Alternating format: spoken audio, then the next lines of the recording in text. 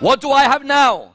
I now have obey Allah, obey the Prophet. Why? Allah is the all-knowledgeable. He gave the ilm to Muhammad. Obey Allah, obey the Prophet. Allah never makes a mistake. He gave that isma to Muhammad sallallahu alayhi wa alih.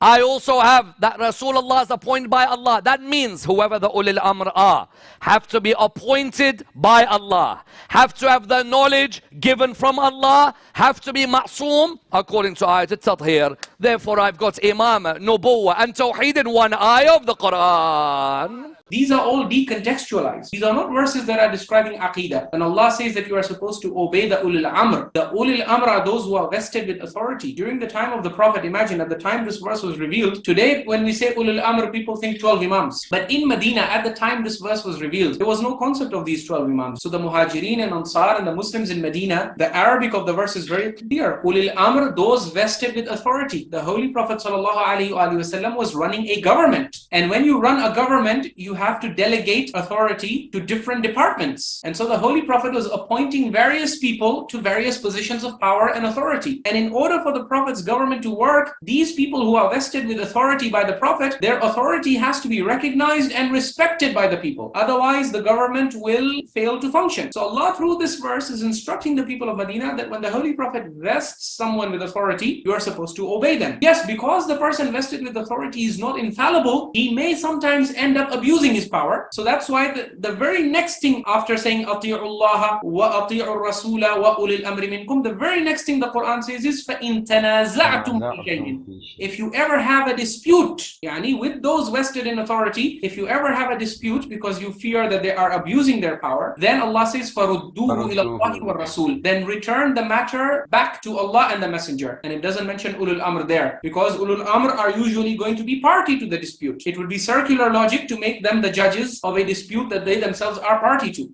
And as far as the claim that Ulil Amr, Allah cannot ask us to obey entities that are not infallible. You see, this is something that is inevitable. Do you think the Holy Prophet is running the government of Medina all by himself? When it comes to collecting zakat, the Prophet goes door to door. When it comes to maintaining security on the streets of Medina, the Prophet does that personally. When it comes to sending every single military expedition, the Prophet leads it himself personally. No, the Holy Prophet was delegating authority. And when the Holy Prophet delegates authority, for example, he makes you the leader. How are you going to function as a leader if people don't obey your commands? And did the Holy Prophet ever appoint non-infallibles as leaders?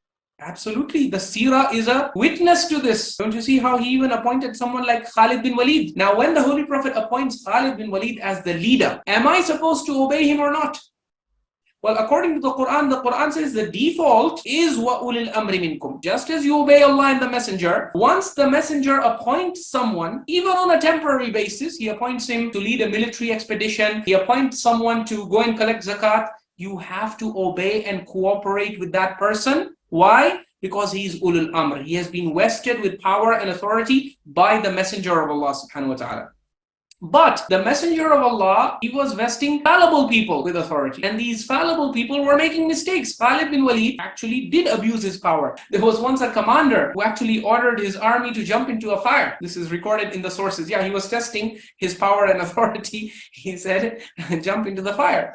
And so this is the kind of situation for which the Quran says, look, that's the whole reason why. Look at the structure of the verse. Ati'u Allah wa ati'u Rasula wa ulil amri minkum. Ati'u, the command to obey, is repeated for Allah, it is repeated for the Rasul, it is not repeated for the Ulil Amr. The scholars of Arabic rhetoric and language say that there is significance in this. The significance is that means obedience to Ulul Amr is not as binding and as obligatory and as non-negotiable as obedience to Allah and the Messenger. Obedience to Allah and the Messenger, because it is unconditional and it's there for all circumstances. And there are no ifs and buts. Allah repeats the imperative. Ati'u Allah, ati'u Rasul. But when it comes to Ulul Amr, Allah takes the Ulul Amr under the umbrella with the article of atf, adatu atf, the waw. They are taken under the umbrella of the Messenger, and so the indication is that their authority is contingent upon the authority of the Messenger, and they are answerable to the Messenger. And if you ever have a dispute with them, and you can have a dispute with them, if you see that they're going against the Quran, they're going against the Sunnah, they're going against the requirements of common sense and wisdom, you can definitely question them and critique them and even drag them and take them back to the court of Allah and the Messenger for dispute resolution. persecution. And this is what indeed used to happen during the lifetime of the Prophet. Khalid bin Walid was reported back to the Holy Prophet, and the Holy Prophet ﷺ reprimanded him and disassociated from his action. We actually have a whole lecture on this, is imama among the daruriyat of the deen, and we have showcased the statements of the top maraja, Sayyid al-Khu'i, Sayyid al-Sistani, Sayyid Muhammad Sa'id Tabatabai al-Hakim, Sayyid al-Shaheed Muhammad Baqir al-Sadiq, Sayyid al-Rawhani. So many scholars we have quoted in that lecture. All of them affirmed that daruriyat of deen and usul al-deen are only tawheed, nubuwah, ma'ad, belief in angels and scriptures on the basis of what Allah has said in the Quran. But other than these, there is no other belief that you can impose on the rest of the Muslim Ummah. And aslan, you cannot hold the Muslim Ummah guilty for rejecting something like wilaya and imamah when the corpus itself is showing you that the imams did taqiyya in this matter and never even claimed their imamah when it came to the mainstream Muslims.